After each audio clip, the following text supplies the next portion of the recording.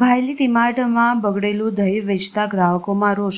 વડોદરાના ભાયલી વિસ્તારમાં આવેલ ડીમાર્ટ શાખામાંથી એક ગ્રાહકે અમૂલ કંપનીનું દહીં ખરીદ્યું હતું, જે ખોલતા જ દુર્ગંધ મારતું અને ફૂગ ભરેલું નીકળ્યું. આ ઘટનાથી ગ્રાહકમાં ભારે રોષ ફેલાયો છે અને સોશિયલ મીડિયા પર પણ આ મુદ્દો ચર્ચામાં આવ્યો છે. ગ્રાહકોએ આક્ષેપ કર્યો છે કે ડીમાર્ટમાં જેવી મોટી ચેનલમાં ગુણવત્તા અને ચેકિંગના નામે ફક્ત દેખાવો જ કરવામાં આવે છે. ખાદ્ય પદાર્થોને અવગણના થવાથી સામાન્ય લોકોના આરોગ્ય સાથે ખેલવાડ થઈ રહ્યો છે. સ્થાનિક લોકો કહે છે કે આવી બેદરકારી સામે જવાબદાર અધિકારીઓ સામે કાર્યવાહી થવી જોઈએ.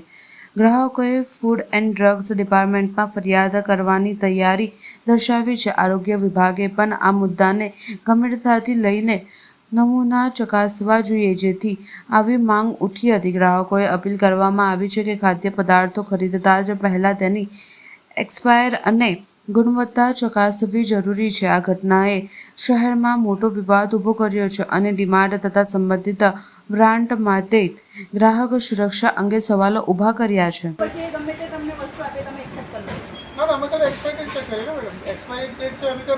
एक्सपायरी डेट तो नहीं है, बराबर है 12 ऑक्टोबर है।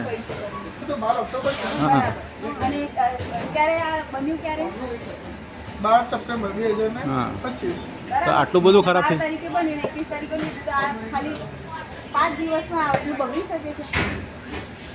બહુ જ ખરાબ છે। પણ અમે તો બનાવતો છે ને, તમે બનાવતા પણ તમારી ફરજમાં આવે કે નહીં તો પણ એટલું તો તમે બિલ બતાવો, મેં રિપોર્ટ તમને કરે આપું, બીજું તો મેં અમુક કંપની કરીશ। રિપોર્ટનો પ્રશ્ન જ નથી। આવા તો કેટલા કેટલા ડબ્બા હશે અત્યારે તમારા ડીમાર્ટમાં? હવે તમારી પાસે તમે કમેન્ટ આપી રાઈટ, તો 2 ચમચ જેટલા ડબ્બા છે, ડબ્બા અમે ચેક કરી દઈશું અને જેટલા પણ ડબ્બા છે બેચના તેને અમુક જોડે વાત કરીને પાછા ફોન કરી દઈશું કે બેચમાં આવું નીકળ્યા છે તો ચેક કરવા પડશે। અમારી બધું ખાસું 3 દિવસ સ્ટોક પડ્યો ને અમારી પાસે તો મેડમ। 21 તારીખે જ્યારે એક બેન ત્યાં દહીં લેવા માટે જાય છે, એમનું પોતાનું ન્યૂઝ છે, સાથે ન્યૂઝની સાથે સાથે કોઈ એક્ટિવિટી કરવી સામાજિક કાર્યકર્તા તરીકે એ પણ એક ગર્વની બાબત છે। પરંતુ બોલવા માટે અને લડવા માટે, ભારતના સંવિધાન પ્રમાણે લડવા માટે, કાયદો અને વ્યવસ્થા રીતે બોલવા માટે જીગરો જોઈએ। આ અત્યારે જે ફૂડ એન્ડ ડ્રગ વિભાગની ઓફિસ છે, એક પણ કર્મચારી પટાવાળાને છોડીને છે નહીં। પહેલાં તો આ કયા છે? આફ્રિકા ગયા, લંડન ગયા, કઈ ગયા ભાઈ? કામગીરી કરવા માટે ગયા તો કમિશનરને તમે વહીવટીવાળાને જાણ કરીને આપીને ગયા, ક્યાં ગયા? પરંતુ જ્યારે અત્યારે 10 દિવસ પછી દિવાળી આવશે એટલે બધા દિવાળીની અંદર ચેકિંગના બહાને હપ્તા લેવા નીકળશે। ચેકિંગના બહાને માવામાં મલાવટ, દૂધમાં મલાવટ, પેંડામાં મલાવટ, દરેક વસ્તુની અંદર મલાવટ। તો ભાઈ કેસ કરો છો તમે? પાણીપુરીનું પાણી આવે ખરાબ તો પાણી તમે ધોળી દો છો એને, અને નાના માણસને તમે એને ચીમકી આપો છો। બીજી વાર તારી લારી અહીં ઊભી નહીં રહેવા દે, બીજી વાર અહીં ઊભો રહે કેમ ભાઈ? તમારી તાકાત હોય ને તો ગુનો દાખલ કરો। તમારી આજુબાજુ જે દુકાનો આવેલી છે ને મીઠાઈની, ત્યાં જ બધું થાય છે। પહેલાં તો આખા વડોદરા શહેરમાં 80% જગ્યા પર મિલાવટવાળી વસ્તુ મળે છે, તમને નથી ખબર? તમારી જવાબદારી છે, કોઈ તમને સામાજિક કાર્યકર્તા કહે કે અહીંયા આ વસ્તુ ચાલે છે ત્યારે તમે ફરિયાદ કરો, એટલે તમે પગાર હરામ ન લો છો? હે, તમને ખબર નથી? કાયદો અને વ્યવસ્થા એવો છે કે કોઈ પણ અધિકારી લાગતા વળગતો અધિકારી હોય તો એની જવાબદારી આવે છે, એ પોતે જ ગુનો દાખલ કરાવી શકે છે। પરંતુ એ શું કહે, અમને કમ્પ્લેન મળી નથી, અમને કોઈ કહે એટલે તમને કોઈ કહે ત્યારે તમે ફરિયાદ કરો? હે ભાઈ, એટલે લાખ 1.5 લાખ રૂપિયા પગાર તમને સરકારી પગાર મળે છે, એ ક્યાંથી લાવો પગાર તમે? વડોદરા શહેર ગુજરાતની 7 કરોડની જનતા જ્યારે ટેક્સ ભરે છે ને ત્યારે તમારો પગાર થાય છે। ઈમાનદારીથી કામ કરો, નહીં તો તમારા છોકરાઓ, તમારી આવનારી પેઢી પણ ભોગવશે।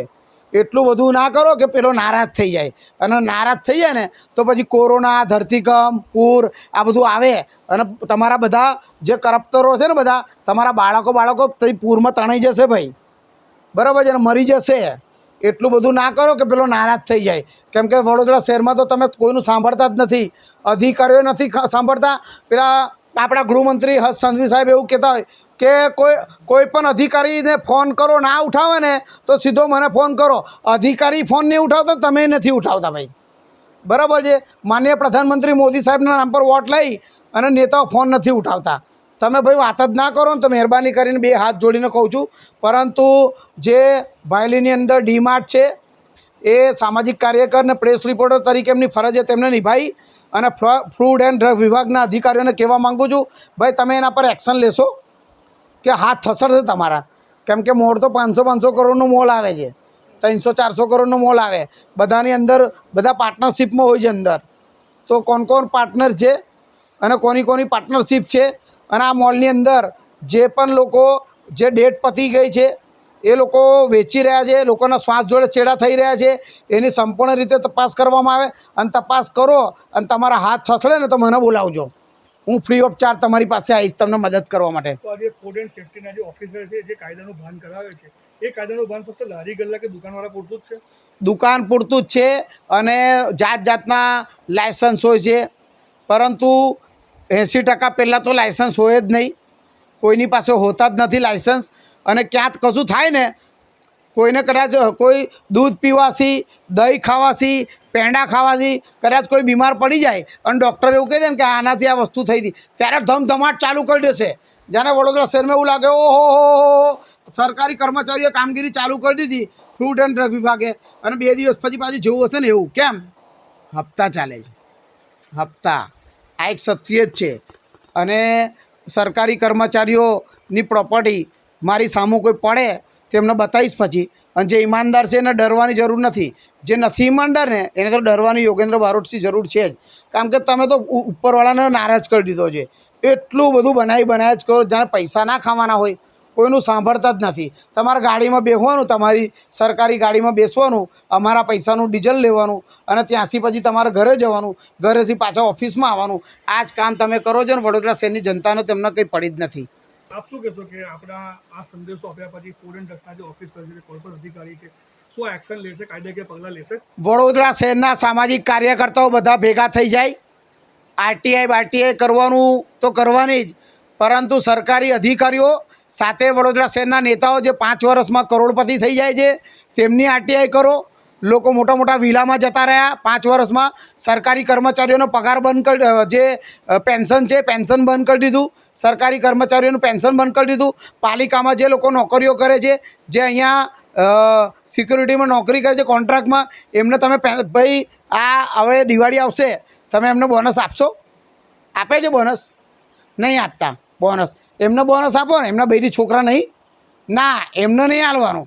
ગરીબને ગરીબ જ રાખવાનો, એના ઉપર નહીં આવવા દેવાનું. પાછો સવાલ કરશે, એના બાળકો ભણી ગણીને તૈયાર થશે તો આ બધા ધંધા બંધ કરી દો. પેલો નારાજ થશે ને ઉપરવાળો તો બધું ઢીસુમ કરી નાખશે. યોગેન્દ્ર બારોટ, સામાજિક કાર્યકર.